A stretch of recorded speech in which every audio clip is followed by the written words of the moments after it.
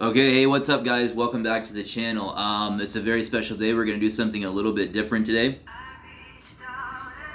Excuse me. Things have a mind of their own around here.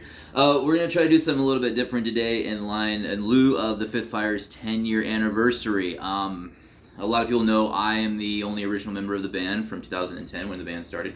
However, there is somebody who has now broken the record for the second longest tenured member of the Fifth Fire. I think they're at almost 3 years now. So give a big hand for, there's going to be an ad that plays at YouTube, don't sue me. Wait, this is totally the wrong video.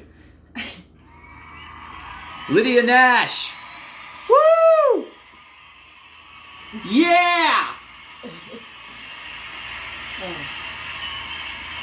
Well, hey.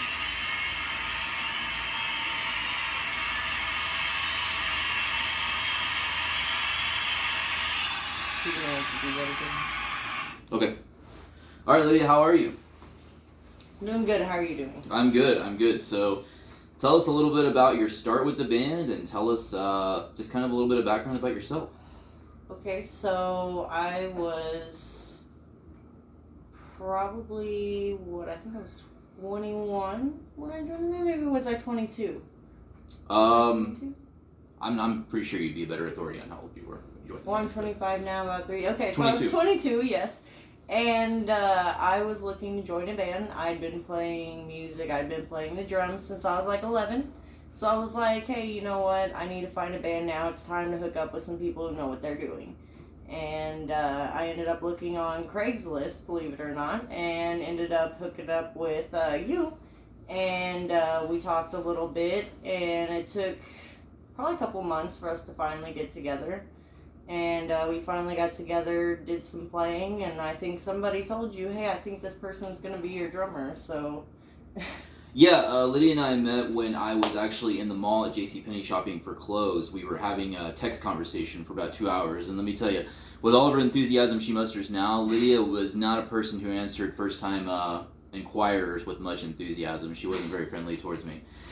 She's very one-word answer and things like that, but eventually we had a good rapport that really went on for about 2 hours. I think we talked that day, and just about kind of what you wanted to do, what we were looking for, and after that conversation, I think we spoke for about 2 months.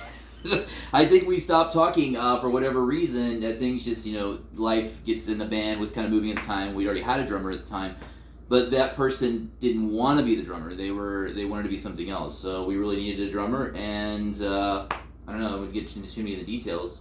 Lydia shows up at a show at John Barleycorn's one night and watches the band play. The next day, I audition her, and we have no guitar player after that. So we're off for another 3 months. And she's kind of sitting on the couch waiting, and then she finally gets a call like, hey, I got a guitar player, and we've been pretty much nonstop ever since then, right? Played quite a few shows after that? Yeah, we've had a lot of pauses and sabbaticals or whatever, forced sabbaticals, but hey, we're here doing it, and we're here talking to you guys today, so that's a lot of fun. A lot of fun. All right, Lydia, when did you know you wanted to become a musician? I knew I wanted to be a musician when I was a kid. I used to watch the marching band at the football games, and I loved it. I always wanted to play the trumpet, believe it or not. I thought that would be really cool. I was like, oh, I think that I really like that instrument. It's, loud. It's, kind of strong. I liked that. Sure. And, but then soon after I was drawn to the drums, and I learned a little bit of the trumpet, and I always watched the drums. I couldn't really understand the trumpet as well, so I ended up moving to the trumpet or to the drums from the trumpet, and that's how I started. And I started watching all the drummers I saw live. Went to church at the time, believe it or not. I might catch on fire if I step through now, but I went to church a lot, and I would watch their drummer, and they ended up talking to me and allowing me to come into the church and practice the drums. So that's where I really started there. Awesome. So you kind of started the somewhat the traditional route, going through school band and things like that. Yeah. What's your favorite part of being on the road? We've done a little bit of that. We've done a couple of long distance things, but we did a lot of regional things. But of course, we traveled out here to Las Vegas. So what's your favorite part about traveling? Just seeing the different sites and experiencing different things, going to different places you've never been, and meeting the different people. That's the most exciting thing for me. Very cool. What's the nicest smelling venue we have ever played? The nicest smelling venue. I don't know. I don't really think about the smells of the places. Is it hard to remember Yeah, what they smelled like? Yeah, for some reason I don't have memory of smell except for, like unless there's a lot of reefer or something. Oh, reefer. Or a less than pleasant smell. Oh, yes, yeah, I might remember that. What's the least nice smelling venue that you can remember playing? Yeah, it doesn't matter the venue, it's the bathrooms. What's the least nice smelling bathroom you've ever used?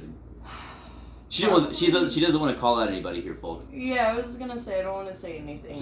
One was more frequently a place that we played, probably Kirby's. Oh, I was just gonna say started with a K, but she went for the whole name. All right, all right. Okay, we've got a question we had some fans send in some questions here, and so we had some people ask some questions. This one comes from Jade in Las Vegas. Huh? Who's your favorite Ninja Turtle? My favorite Ninja Turtle. I don't remember the Ninja Turtle names, Mark. I know the purple Ninja Turtle is the one I like. Is that Leonardo?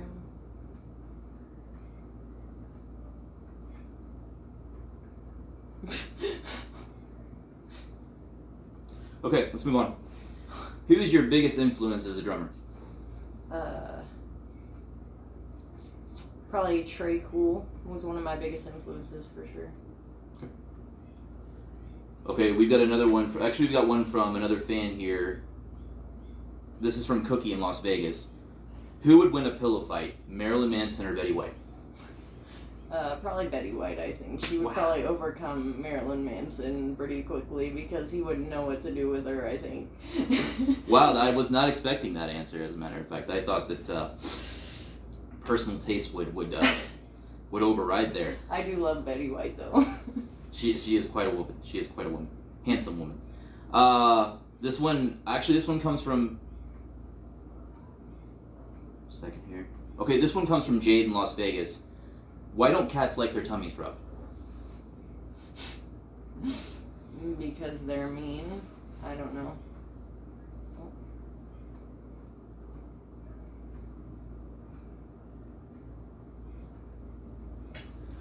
Okay. What would you still like the band to accomplish?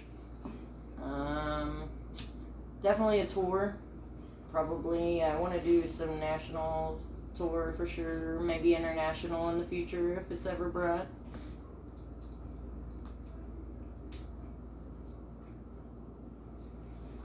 Can't figure out how these damn things work. I have a couple in here. You want one? No, that's good. I have about 10 masks with me. Okay, just a couple more questions here, Lydia. I want to thank you for joining us today. Just a couple more questions here. Would you rather only listen to Shinedown for the rest of your life or only watch Nicolas Cage movies? Oh my god. I'd probably gouge my eyes out either way, so probably I guess I'd listen to Shinedown. I guess I'd deal with that. Okay. Number 10 here. What is Mark's favorite curse word? No. I don't know. You don't curse very much, Mark. I would have to say maybe damn it. Wow, that one's brisk. It's not how you say it, damn it. It's gonna offend a lot of ears. Let's see here. Okay, you're on a bridge. You're on the Golden Gate Bridge, and you have Marilyn Manson in one arm, and you have Johnny Depp in the other arm. Okay. Who do you save? Wait, what happened? Why do I have to save them? I'm on a bridge. Paragliding accident, something like along the line. Oh. Okay, I guess I would save Marilyn Manson. Oh, wow. Okay, tournament continues. Same situation, but you have Marilyn Manson in one arm and Mark Ryan in the other arm. Who do you save? Oh God, Mark! Don't make me say that one. I guess we should end on that one, right? I think that you would find out that I would probably save your ass though, anyways, regardless of my love for Manson. Okay, you're on the same bridge, and you have Marilyn Manson, one arm, and Alex Irvin. No, I'm just kidding.